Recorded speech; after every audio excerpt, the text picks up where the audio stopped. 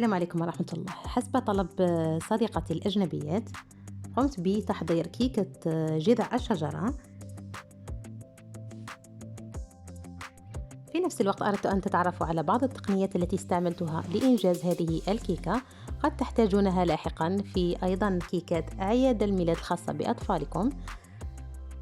إذن سنبدأ بتحضير الكيك الإسفنجي، وهو عبارة عن 4 حبات من البيض، قبصة من الملح، نصف كوب من السكر أو حوالي 120 جرام. بالمناسبة الكأس أو الكوب المعياري بحجم 250 مليلتر هو نفسه الكأس الذي نستعمله عادة في الجزائر، الكأس العادي. ملعقة كبيرة من الخل الأبيض كما قلت لكم سابقا، ودائما أن الخل الأبيض يساعد على انتفاخ الكيك، يستخدم كمحسن. نضيف حوالي ربع كوب من الزيت، حوالي 50 مليلتر، وأيضا نفس الكمية من الحليب. دائما لاحظوا القوام، لا نضيف السوائل إلا بعد أن نتحصل على قوام كريمي للبيض والسكر. نضيف ملعقة صغيرة من الفانيلا، دائما نضعها في الأخير للحفاظ على النكهة، وكوب مملوء من الطحين الأبيض، حوالي 140 غرام لمن لديها ميزان. بطبيعة الحال نقوم بنخل الطحين الأبيض جيدا، ونحاول رفعه إلى الأعلى حتى يدخل الهواء. هنا قسمت الكمية على قسمين. رفع المصفاة أيضا يساعد على دخول الهواء إلى الطحين الأبيض. أخواتي، قمت باختصار الفيديو قدر الإمكان، لكني حافظت على التفاصيل المهمة جدا، لذلك لا تفوتوا أي مرحلة من مراحل هذا الفيديو. كما هو معروف أننا نقوم بتسخين الفرن مسبقا على درجة حرارة 180 درجة كأي كيك إسفنجي. قمت بوضعه في صينية من حجم 33 على 29 سنتيمتر. سنتركه يخبز في الفرن ثم نخرجه ونتركه يبرد. ننتقل إلى تحضير كريمة الحشو، وهي عبارة عن لاكريم موسلين.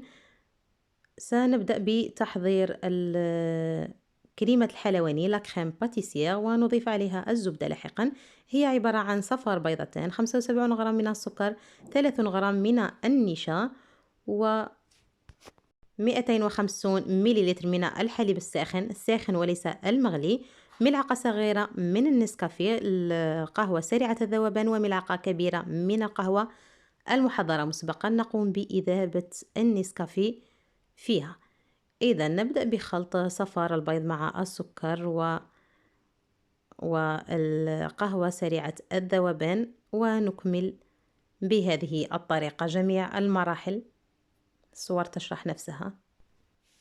إذا نضيف الحليب على دفعتين حتى لا نتحصل على تكتلات، ثم نأخذها على النار ونقوم بالتحريك المستمر وبسرعة إلى غاية أن نتحصل على قوام ثقيل.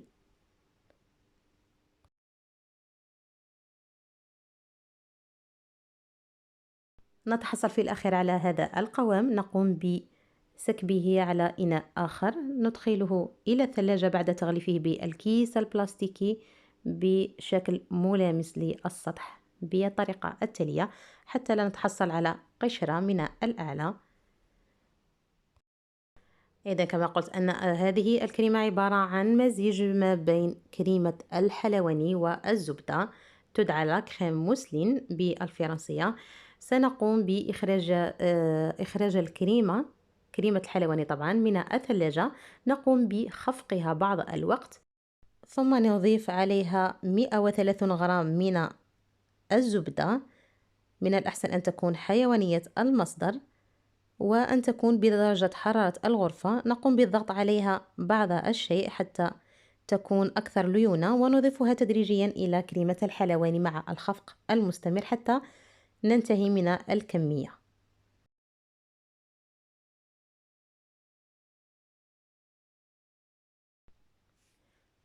سنتحصل في الأخير على هذه الكريمة الغنية لذيذة جدا خاصة لعشاق ذوق القهوة. نقوم بواسطة المسطرة بقص أطراف الكيك الإسفنجي الذي حضرناه سابقا. هنا لكم الاختيار في عملية تسقية الكيك بأي سائل تفضلونه. أنا فضلت أن أسقيه بخليط الحليب وشوكولا الحليب أو الكاكاو، وذلك للحصول على بعض اللون. أيضا كنت أحاول الحصول على ألوان متدرجة تشبه ألوان الخشب. قمت بإضافة الكريمة، تمليسها جيدا، ثم خطوط من صوص الكراميل أو طوفية أو أي شيء موجود. سنقوم بالتمليس، لكن فلنحرص على أن لا تكون الألوان منسجمة حتى نحصل على تدرج الألوان المشابه للون الخشب. نقوم بلف الجزء الأول ووضعه على صحن التقديم، ثم نرفع الجزء الآخر بهذه الطريقة ونقوم بلفه مجددا على القطعة الأولى التي حصلنا عليها. نقوم بإذابة 100 غرام من الزبدة مع 200 غرام من الشوكولا للحصول على أكثر كريمة شوكولا اقتصادية وسهولة. نضعها في الثلاجة.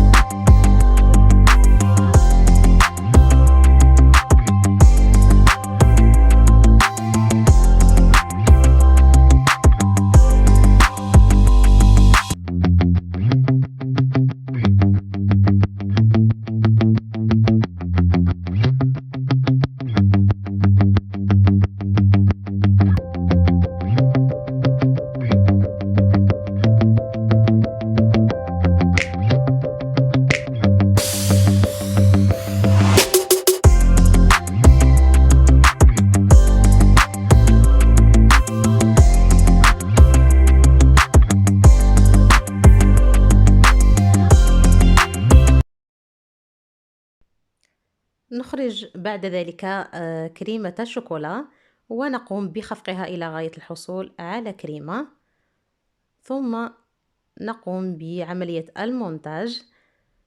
سنضع قليل من الكريمة المخفوقة أو قليل جدا من الكريمة المتبقية من الحشو إن تبقت، وقليل من كريمة الشوكولا. لا أريد مزج الألوان جيدا كما قلت سابقا للحصول على لون الخشب. أقوم بوضع خطوط عشوائية من صلصة الكراميل والتفاصيل في الفيديو.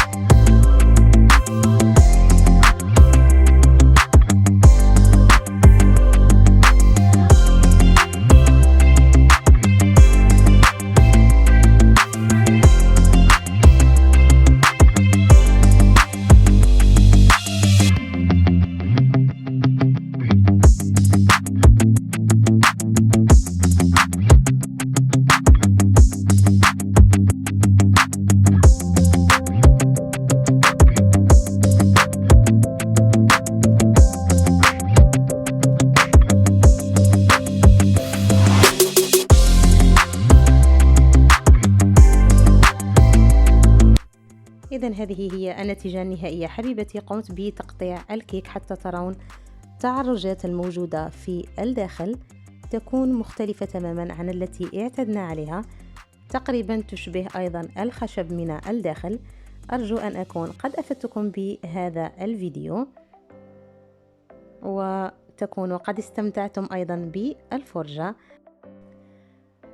هذه الكيكة لم أحضرها احتفالا، وإنما حضرتها لتلبية طلبات صديقاتي، وأيضا كما قلت سابقا لأنكم قد تحتاجون إليها، لأن هناك عديد من الكيكات تحضر بهذه الطريقة. إذا في الأخير لا يسعني إلا أن أشكر جميع متابعي الأوفياء على دعمهم المعنوي، على الرسائل الإيجابية التي أتلقاها منهم دائما. أشكركم جزيل الشكر، وأتمنى لكم وللجميع موفور الصحة والعافية، ليس فقط بمناسبة نهاية السنة لأن لنا رب ندعوه طوال أيام السنة. أستودعكم الله الذي لا تضيع ودائعه، وإلى اللقاء.